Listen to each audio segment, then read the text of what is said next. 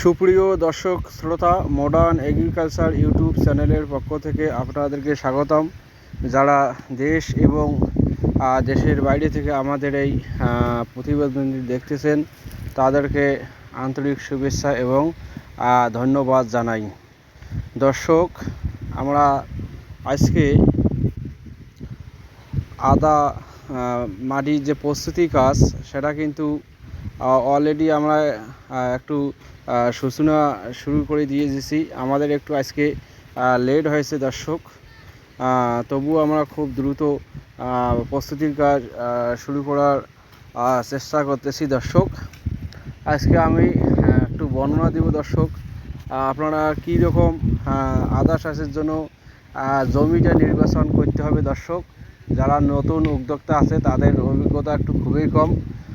দর্শক, আপনারা দেখছেন আমাদের জমিটা কিন্তু এখানে 70-80% কিন্তু সবসময় রোদ থাকে। আপনারা সেই রকম কী রকম জমিটা নির্বাচন করবেন আমি একটু আপনাকে দেখে দিচ্ছি। দর্শক, এই যে এইদিকে একটু জঙ্গল, এই যে আপনারা দেখেন, আমি একটু জুম করে দেখাই। এই যে জঙ্গল এদিকে দর্শক, এই যে এদিকে লাইনটা জঙ্গল আছে, গাছ, এই যে এদিকে জঙ্গল দর্শক। প্রায় সেন্ট্রাল স্থানে এই নারকেলের গাছ আছে দর্শক। এই যে একটু নারকেলের গাছ দেখেন, একটু জুম করে দেখা যাক দর্শক। এই যে নারকেলের গাছ, এই যে নারকেলের গাছটা, এটা সেন্ট্রাল স্থানে আছে, একদম মধ্য স্থানে নারকেলের গাছ দর্শক। তারপরে এদিকে শুধু একটু জঙ্গল, সূর্য ওঠে দর্শক, আমরা দেখতেছি এই যে সূর্য উঠতেছে, এই দিক থেকে সূর্য, এই যে সূর্য, আমরা এই যে সূর্য একটু জুম করে দেখাচ্ছি, এই দিক থেকে সূর্য ওঠে দর্শক। এই যে সূর্য এই দিক থেকে ওঠে।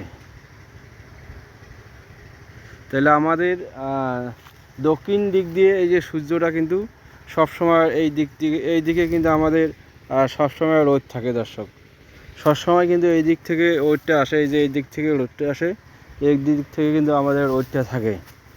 তারপর দেখেন এই জায়গাটা ফাঁকা দর্শক, এই জায়গাটা থেকে সমস্ত থাকি এই জায়গাটা কিন্তু রোদ আসে।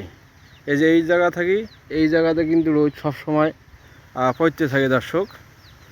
তারপরে দেখুন এই যে এখানে কিন্তু এই যে জঙ্গলগুলো আছে দর্শক, এখান থেকে কিন্তু 20-25% কিন্তু ছায়া এখানে মোটামুটি পায়। এখানে 20% ছায়া, মোটামুটি 20-25% ছায়া দর্শক। তারপরে আপনারা এই দেখুন এইদিকে সম্পূর্ণ ধোঁয়া কিন্তু।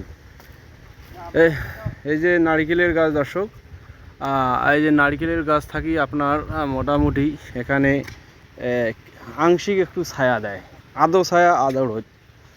তারপরে দর্শক দেখেন আমাদের এই দিক থেকেও আমাদের রোদ এসে, এই দিক থেকেই আমাদের এই সাইডে রোদ এসে দর্শক, এই সাইডে রোদ এসে আমাদের দেখা যায়। এই যে একটু গাছ সামনে দেখতেছেন, এখান থেকে সামান্য 20% এখানে রোদ পায় দর্শক। তা আমি দেখাবো দর্শক, এই যে এই সাইডটা দর্শক, এই যে জঙ্গলের এই সাইডটা সবসময় কিন্তু মোটামুটি রোদ বা 20% ছায়া এখানে পায়। এই জায়গায় কিন্তু আদার বাম্পার ফলন হয়েছে দর্শক। এই যে এই জায়গাটাও কিন্তু বাম্পার ফলন হয়েছে দর্শক। তারপরে দর্শক এই জায়গাটা কিন্তু খুব আদার বাম্পার ফলন হয়েছে, এই জায়গাও প্রচুর আদার ফলন হয়েছে দর্শক। তারপরে এই জায়গায় কিন্তু মোটামুটি ফলন হয়েছে বেশি। এই যে দর্শক, আদা কিন্তু অতিরিক্ত রোদও কিন্তু সহ্য করতে পারবে না, অতিরিক্ত রোদ পাইলেও হবে না। এখানে একটু অতিরিক্ত ছায়া পাইছে দর্শক। এই যে তরকারি জাংলার মধ্যে এখানে আদা ছিল, জানালার মধ্যে এই জাংলার মধ্যে মোটামুটি আদার কিন্তু ফলন হয়নি দর্শক। এই যে জাংলার মধ্যে এই যে অতিরিক্ত ছায়া পাইছে, এখানে তেমন একটা ফলন কম হয়েছে। আবার এই জায়গাটা দর্শক, এই জায়গাটায় দাঁড়িয়ে আছি, এই জায়গাটায় মোটামুটি দেখা যায় খুব তাপ পায়। যদিও আমি সিম গাছ, এই যে পেঁপে গাছ ছিল, এগুলোর মধ্যে ছায়া দিয়েছিলাম, যেখানে একটু ছায়া পেয়েছে সেখানে সুন্দর হয়েছে। এই জায়গায় অতিরিক্ত একটু ওয়েট পাইছে, এই জায়গায় দেখা যাচ্ছে ওইখানের তুলনায় কিন্তু 100% ফল হইলে এখানে ফলন হয়েছে 80% আকারে দর্শক। তো দর্শক আপনারা জায়গাটা আমার দেখুন, জায়গাটা মোটামুটি সুন্দর পরিবেশ। এই দিক থেকে আমাদের 20% ছায়া আসে, তার মাঝে নারকেলের গাছ আছে, নারকেলের গাছ আবার এ পাশেও ছায়া প্রদান করে, আবার ও পাশেও ছায়া প্রদান করে দর্শক।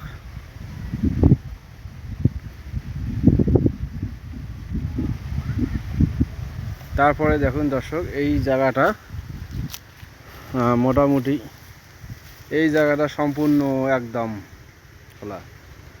দর্শক অতিরিক্ত ছায়ার মধ্যেও কিন্তু আপনাদের আদা তেমন একটা ফলন হতে পারে না।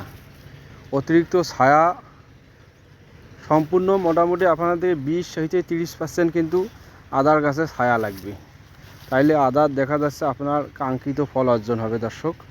আর এখানে অতিরিক্ত যদি আপনার 50% ছায়া রোদ হয় তখনই কিন্তু আদার ফলন কমে যেতে পারে।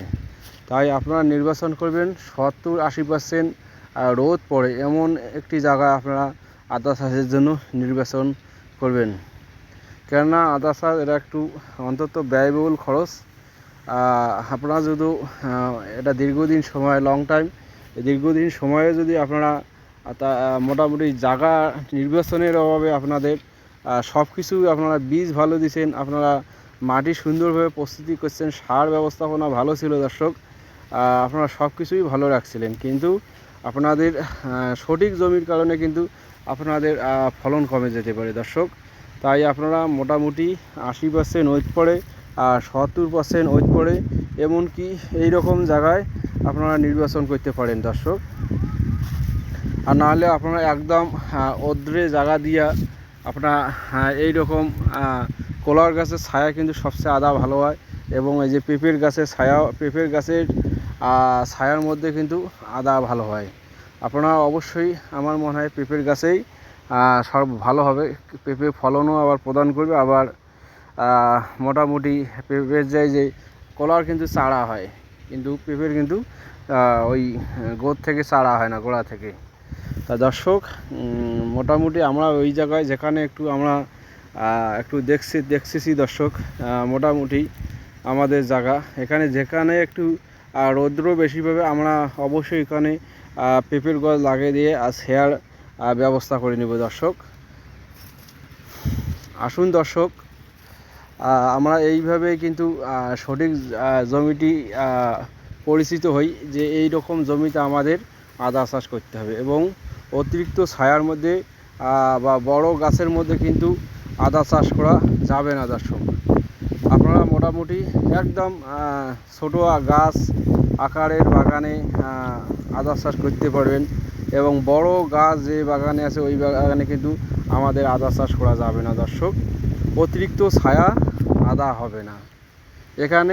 এখানে পরিস্থিতি দেখেন, এই যে আদৌ ছায়া আদৌ ওইট, আদৌ ছায়া আদৌ ওইট, এখানে দেখা যাচ্ছে ওইট পাইলেও একটু ছায়ার আভাস পাচ্ছে। এইরকম জায়গা সঠিক জায়গা নির্বাচন করতে হবে দর্শক। আপনারা সাথে থাকুন, পাশে থাকুন।